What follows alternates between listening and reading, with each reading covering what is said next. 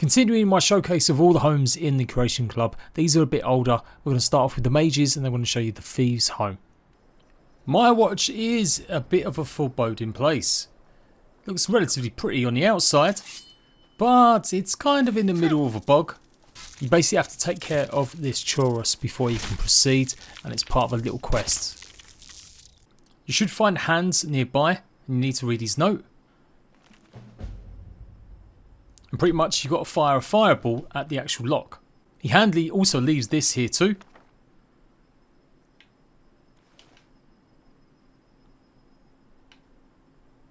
Now if you're having problems getting in, it's because you're not meant to actually shoot at the door itself, but the seal here.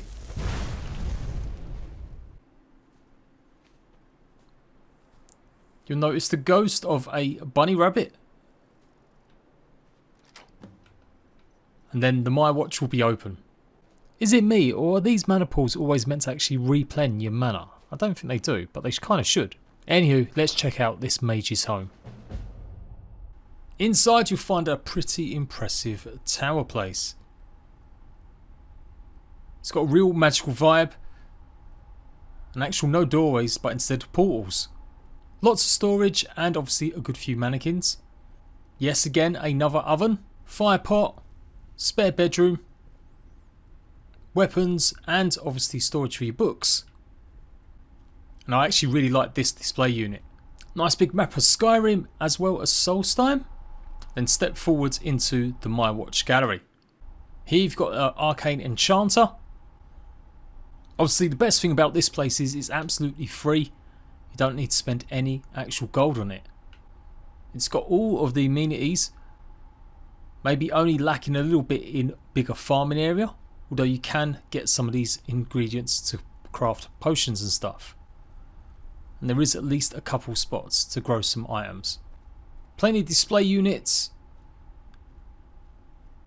Again, it's got the same mask area that you'll be able to house them. Lots of weapon racks. It does seem to have quite a bit more wall mounted places either. And you can also put special shields and items on these as well. Definitely for someone that wants to be a completionist and have every single important weapon displayed nicely. Again, you can show off your Paragon. It does have an alchemy table. And there's even more display units for daggers. And more weapon racks. What it doesn't have is anywhere for your claws. But of course it will have the things you need to craft some new weapons and armours. I highly recommend getting this place as one of the first things you do in the game as soon as you get a fire spell. This in combination with the Golden Hills Plantation will give you two solid bases. What's good about this place also is it does have a staff enchanter. So no more having to go all the way over to Solheim to do anything with certain staves. You can even go ahead and enchant all the different staves that you've acquired that was shown you guys in another video. So for that reason alone, it's clearly the best one home for at least Magic users right now. Also still got the places to put your stuff in jars. And pretty much like the rest of the homes that I'm going to show you now, it will have specific places for certain weapons sort of associated with what kind of player this is. So there's lots more magic items. Like I said, I really like the tower. I like the look of it. I just don't necessarily like the countryside. It is pretty dark and grim and just a bit moody and boggy. But that's me. Great little Mage's home, and obviously it's really super important being able to enchant your staff so you don't have to go all the way over to Solheim. Oh yeah, and I kept crashing. That's about the 4th time Skyrim's crashed on me since the latest update. Anywho, there you go. That is the Mage's home. I kind of like it. And yes, it is useful for staff so if you're doing that particular build. And it's got a nice vibe inside and the tower itself. Next up, it's time to become a thief and live in the Ratways. You got to assume that everyone's played Skyrim knows where the Thieves Guild is. But if you haven't or you don't know, then it's obviously in the Ratway, which you'll find on the lower decks of the city, just below pretty much. Forgive me, also I'm talking as if you've never played Skyrim, but you know, there may be some brand noobs here that are checking this out for the first time. But yeah, head to the Thieves Guild basically. You're looking for the underground inn, the Ragged Flagon. And here we go, we need to find Vekel the man. We want to make a new home in the Ratways. So to enter your new home, head over to this doorway here. Into the room with the light shining through on the butterflies and the chopping block. And then all the way round, you should find the new home. So obviously this is meant to be for your Thieves Guild playthrough. Initially it's not that appetizing when you start walking around. I've got to say it's definitely one of the more uglier exit or entrance points. But it has got the mod cons. You will have a smelter, crafting options all here. And once we get fully inside, it's a little bit better, if still dungeon looking. Little prayer to shine of Akatosh. Plenty of book storage, sitting space and general storage. The usual cooking pot and oven. It does have quite a big stacked larder full of food.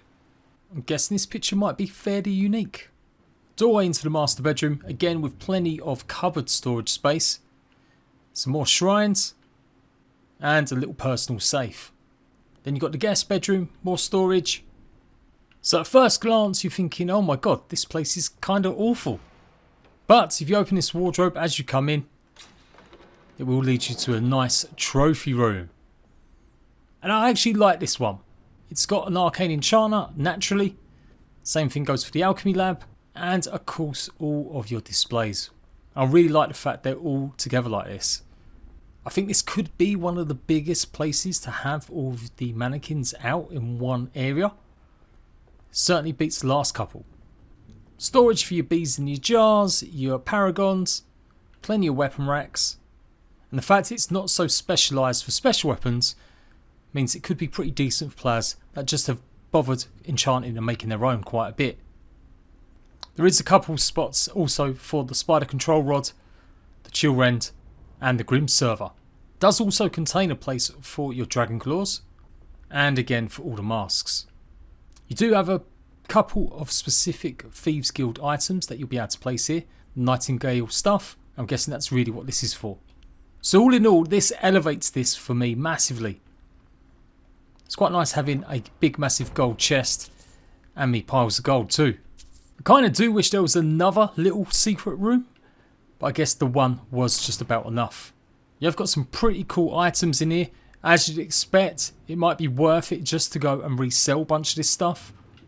I do particularly like this one filled with all these bits. And remember I said it seemed a bit rubbish getting in and out? Well, actually, if you jump into the water, it's surprisingly hard to find it at first. So when you jump in, go underneath the little wooden pier that sticks out and you should find it just here. It will pretty much take you into just the sewer system and the outside docks. So yeah, not the most graceful way to get in or out. But it does mean that you can now hopefully fast travel somewhere a little bit quicker. And it does give you the option to now spawn at actual Riften docks, which you can see is directly opposite the entrance to the Sanctum. So as long as you don't mind getting a bit wet, good luck with this one. Let me know what your favourite is out of these two and what's your favourite home overall, and look out for a top 10 Skyrim homes video incoming very soon. Laters.